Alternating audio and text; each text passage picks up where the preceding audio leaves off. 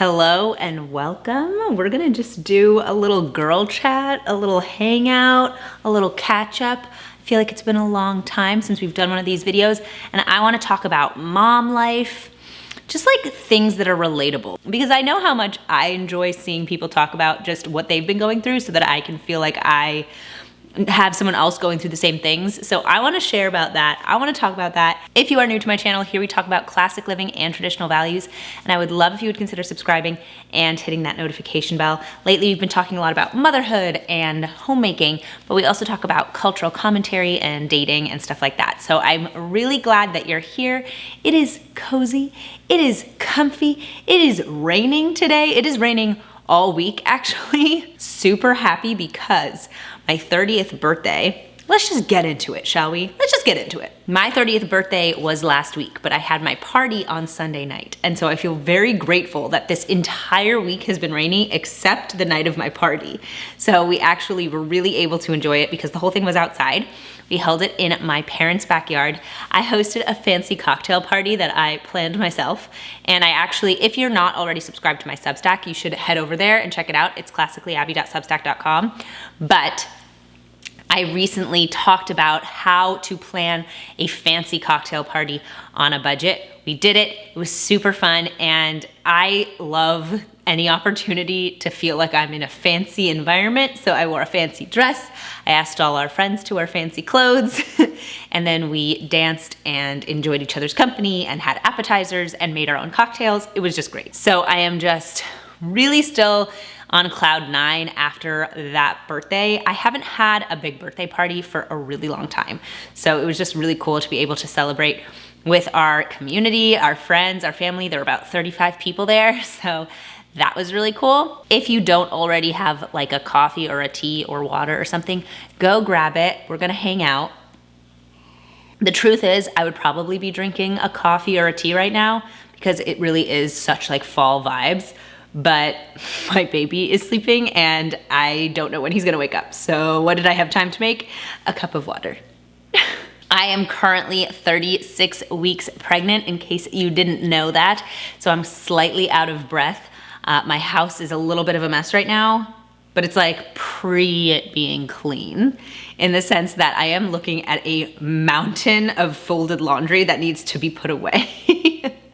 And that I really should get put away before my son wakes up. But that probably won't happen since I'm recording. We make it work, right? But I have been having so many thoughts just as we are getting so close to this baby being born. So we're 36 weeks. That means I'm 4 weeks away from my due date.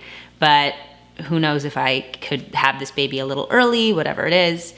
So we're definitely getting close. And I kind of wanted to just chat a little bit about my feelings, my fears, mom chat, right? Mom chat. So I feel like one of the things I've really been focusing on lately during this pregnancy is siblings and rivalries. And I really want to make sure that when my new baby is born, my son and he have a good relationship. That is just so important to us. And I feel really grateful that I have the time and the energy and the forethought to kind of focus on ways to approach that from the very beginning so that we're not having to workshop it later, things that we can think about now. So I bought a few different books. I'm actually gonna be doing a whole video on my channel about all of the parenting books I've been reading lately because I've been reading a ton. But I read a couple of books all about this, and that's been super helpful because it's been a way for me to feel like, okay, I know how I want to approach things as we get closer to the baby being born and as my second son is born, how we can encourage a good relationship between our sons. And that's been a big concern to me. But now we're getting like super close to the baby being born. Oh man, it's stressful and it's a little anxiety inducing. And I've been talking to my mom about it, and she's the best because she said, you know, she has 4 kids. And she said that every time she had a new baby, it was like she would get worried and anxious as if it was her first one or her second one because everything changes so much. And that's how I've been feeling. I've just been like, okay, so what's this gonna look like? How are we gonna handle this? How is my life gonna change? And then for me, I did not have a positive newborn experience with my first son for the first about 10 weeks. And I was very open about that with you guys just because he had reflux and it was just so difficult. And so I'm not emotionally open to the idea that the newborn stage could be different this time. I think I'm just worried that it's gonna be as hard as it was the first time, plus I'll have a toddler. So I'm trying to leave my heart open to the fact that it could be totally different. It could be like a really positive newborn experience. And it could be even more fun because I do have a toddler. And trying to balance them both might not be a negative, it might be a positive. It might get me out of my newborn funk a little bit more. And I'm gonna be living near family this time. So that's a huge difference. So, you know, I think that stress has been on me of like, what is this gonna look like? How is this change gonna affect our lives? And I've said this on my channel before, I think, but the idea that, you know, I don't know this baby yet. Like, I know him because he's in my belly, but in many ways he's a stranger. Like, I can't imagine loving this baby the way I love my son now because I know my son now. I've never met this boy. So it's hard to imagine loving another baby. And I'm so excited to meet him so that I can. But in the meantime, that's a stressful and scary feeling. And it's just been a little bit difficult lately with those emotions. The anxieties of having another one are starting to creep up more frequently as we're getting closer to him joining us here. So that's been a stressor. I definitely struggled with insomnia for a couple of nights, and I think that's why, probably hormonal, but also probably just thinking about how our lives are gonna change all over again. There's another element, which is nesting. I'm a crazy nester. I started nesting with this baby like day one. Like I was like, okay, let's go. And so it's been 9 months, 8 months, because we're at, you know, we're almost at 9 months of me being in nesting mode. But I think that the issue is we never actually had little man in our room. He was always in the next door bedroom. And so I would just get up and go to him in the middle of the night. That wasn't like the most positive thing in the world, but it did mean he had his own space and his own organization, and I knew where everything was. This time around, we do not have a separate room for the new baby. We don't even have a nursery for him because we literally do not have another room in our house. So that means I'm struggling with organization and storage and like, where do I put everything? Where is everything gonna go? And I have been worried about that element of things because I think that's what gives me a sense of control, is knowing everything is prepared, is clean, is ready. And I almost feel like I can't do that because I just don't have the space. I don't know where things live. So we're currently looking into some quick and easy storage solutions until our house, we add a couple of rooms to our house, is something we're talking about doing. And figuring out, okay, how are we going to make use of our space as it is right now without spending a lot of money on something that's temporary. So we're looking into some easy storage solutions that will allow us to store burp cloths and swaddles and, you know, baby diapers and all of that without necessarily making it a permanent fix, since it won't be permanent anyway if we do move forward with our renovations on our house. So that's been on my mind quite a bit lately.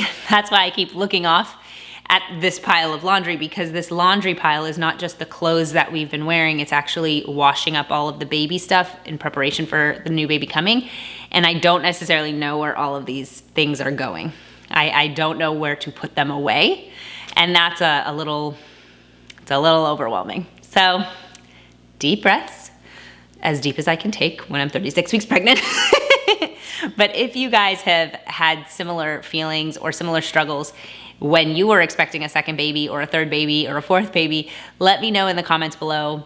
I just want, you know, let's just like have a conversation about it. On another note, I think one of the things I've also been thinking about lately is just talking about motherhood is such an interesting topic. I have been in conversations with people. I'm a stay-at-home mom, right? I spend 90% of my day with my son, taking care of him, going out running errands, chores, taking him to little classes. Like that is my day-to-day. And it was really interesting because I was having a conversation and she asked me, like, I hear you're a stay-at-home mom. How do you like it? And I said, I love it. I love getting to be with my son all day. It's so amazing. I'm so blessed. I get to see him grow and change. And it almost felt, her response was not super positive, and it almost felt like I was being judgmental by being positive. And I hate that is the culture in which we live now, where it's like, if you're positive about motherhood, that means you're necessarily degrading women who happen to be struggling at the moment, or women who like to complain about motherhood as a general rule. I'm not here to say that motherhood is easy or simple or always fun. I think motherhood as a general thing is fun and is something to enjoy and is something to be blessed with. Right? Those are all positive attributes of motherhood.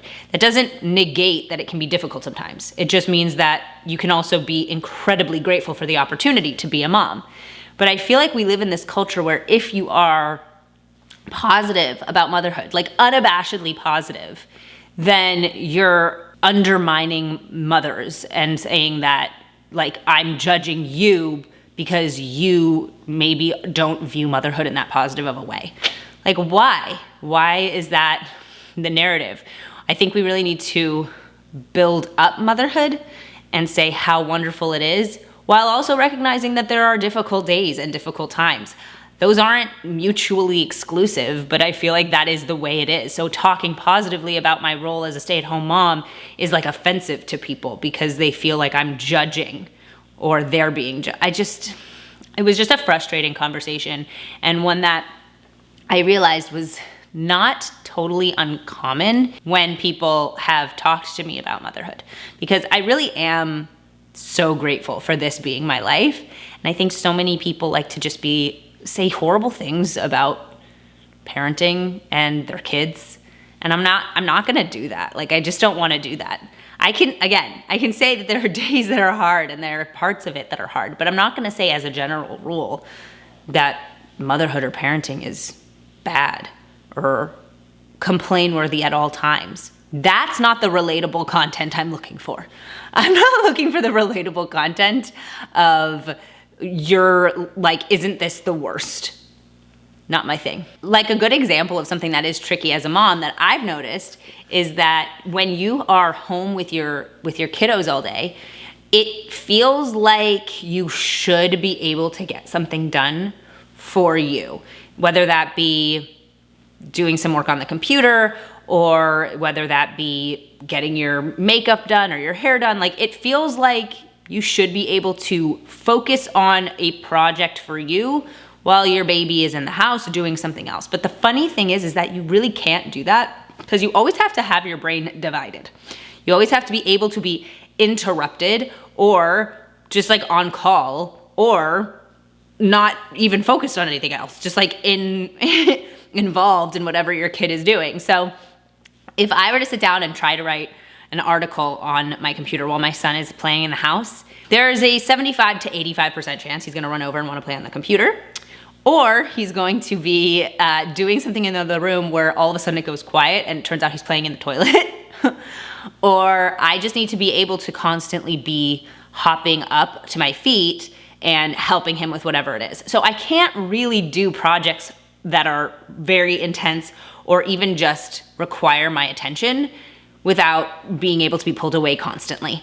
And I think that's the hard thing to parse is, yes, I'm not totally involved constantly with my child because there are times he is playing and there are times that I'm able to do like chores. Chores are a really good thing to be able to do with kids in the house because you can be able to be pulled away from chores in a second and then return to that chore. It's not mindful. It's just something you're doing and can be interrupted, right? Like washing dishes. You can wash a dish, go away and come back. And it's not like you feel like, oh, I got interrupted in the middle of washing my dish.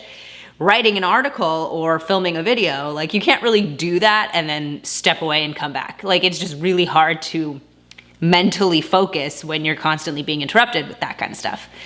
So it's just interesting because it can make you feel like you're not getting things done like you're not taking advantage of your time well when you are home with your kids, but that's just not realistic. You can't actually put focus into one thing when you need to be on call for another, is how I can say that. Like, that's a tricky thing about being a stay-at-home mom, right? But that doesn't negate the wonderful opportunity I get to hang out with my son all day. Like, if he decides he wants to read a book with me, I love that I have the flexibility to be like, yeah, let's sit down and read a book. Let's do it. And that's just really cool. The last thing I kind of want to talk about is that I'm back to enjoying makeup. So it's really funny because I feel like, how long ago? Maybe 6-7 months ago, I did a video where I talked about how I just don't have time to do my makeup in the morning. I'm sure we're gonna be back to that in literally a month when this new baby is born. But right now, I find that doing my makeup is like a creative release for me. And I find it so much fun. And it's like so much me time that I've actually gotten back into it. I've like started exploring different products again and discovering different makeup looks that I enjoy. And there's just something about it that makes me really happy. I think that's kind of funny because it's not necessarily important. Like, there are days where I don't wear any makeup at all. I would say that's pretty frequent. And there are days where I throw on mascara and concealer and that's it. But the days that I get to do my makeup, I just like it. Like, it's just a fun thing I get to do for myself. I don't know if you guys have anything like that where you're like, yeah, it's not really necessary, but it's just like a fun thing that I get to do for me.